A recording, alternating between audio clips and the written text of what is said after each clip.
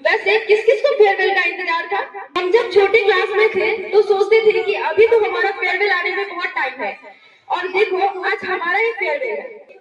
आखिर में वो दिन भी आ ही गया जो अब जब भी याद आएगा बेहद याद आएगा। हाँ, ये फेयरवेल वाला दिन। इस फेयरवेल के साथ हम अलविदा कह चले हैं एक अपनेपन को, एहसास को भी, क्योंकि आज के बाद हम पराये हो जाएंगे इस इंस्टीट्यूट के लिए। अब जब हमने इतना कुछ छोड़ा है तो कुछ और तो छोड़ना ही होगा ना। तो कोई ना कोई तो हमारी जगह लेगा ही। तो बताइए कौन लेगा हमारी जगह? हाँ जी, वो 9th स्टैंडर्ड के बच्चे। अब आगे हमारी बेंच पर अब किसी और की जगह होगी, हमारी क्लासरूम अब किसी और की यादें लिखेगा। हमारी हंसी, हमारी बातें इन दीवारों में रह जाएगी और हम बस यादों में लौट कर आया करेंगे। किशोर सर अब किसी और को हंसाया करेंगे और हम बस याद करके मुस्कुराया करेंगे। अच्छा, अब सुनिए, एग्जाम टाइम पर हर कोई एक दूसरे का दोस्त होता था। उस दिन कोई टॉपर नहीं होता, बस सबका एक ही सवाल होता था, इसका आंसर आता है क्या? याद आएगी वो कीमती पल जब पूरी क्लास ही बैक बेंचर होती, ना टॉपर का पंगा ना मॉनिटर का इससे खिलाफ। हाँ, ये एग्जाम वाला दिन हर कोई हमारा दोस्त होता था। क्लासरूम की पढ़ाई याद आए ना आए, फ्री पीरियड्स और मस्ती जरूर याद आएगी। याद आएगी वो स्कूल पीरियड। अब आती है टीचर्स की बारी।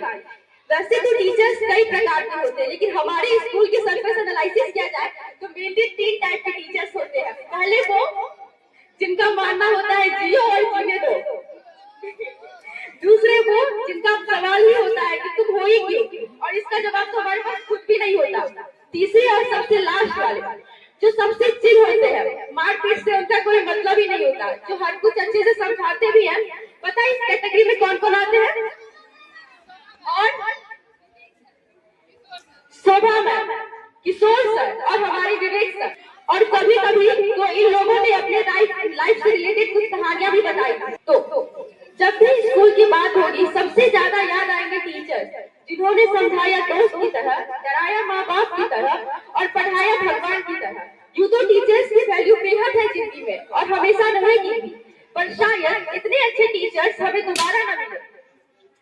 और आज इस मंच से एक शुक्रिया उस शख्स के लिए भी जिन्होंने सिर्फ इस स्कूल को नहीं हमारी सोच को भी बनाया, हमारे ऑनरेबल डायरेक्टर सर। आपके डिसिप्लिन में भी हमारा प्यार था, आपकी खामोशी में भी हमें सुधारना था। आपने सबने सिर्फ दिखाए नहीं बल्कि उन्हें पूरा करने का रास्ता भी बताया। आप जो हम जो यहाँ खड़े हैं उसकी नींव में भी हमारे हेड सर का विश्वास है। अब आता है वो पार्ट जिसका मुझे सबसे ज्यादा इंतजार था। तो जब लंच की घंटी बजती थी तो एक टिफिन के डब्बे में सिर्फ खाना ही नहीं, कई हाथ भी होते थे, और कुछ लोग जो ऐसे भी होते थे जो बाहर ना जाना पड़े इस चक्कर में दोस्त के हाथ से ही खाना खा लेते थे। और पता ऐसा कौन कौन करता था? उसमें तो मैं खुद भी शामिल थी, और थी वो सामने जो बैठी है शिवांगी और वर्षा, और खिलाने वाली होती थी पलक और ट्विंकल। They never say कि आज खुद खा लो, वो हमेशा बस लो खा लो। कभी कभी तो लंच से पहले ही हमारी टिफिन खत्म हो जाती है। पता है क्यों? क्योंकि हम तो पहले ही खा चुके होते थे। चलती क्लास में ना जाने कितने ही चिप्स और कुरकुरे के पैकेट इधर से उधर हो जाते थे, और साथ ही चलती थी 10 बातें। और जब चलती क्लास में हम पक्के जाते हैं तो एक ही दोस्त तो होते ही है जो टीचर को बोल देती, वो भी खा रही थी। बस यही शुरू होता है। और पता है हम हमेशा किससे पकड़े जाते थे? शोभा मैम। और इस सब में मेरे साथ होती थी miss Varsha. So this lines for my friends। School की है ये आखिरी सुबह हमारी, बैठे हैं मिलके सब यार नवाबी।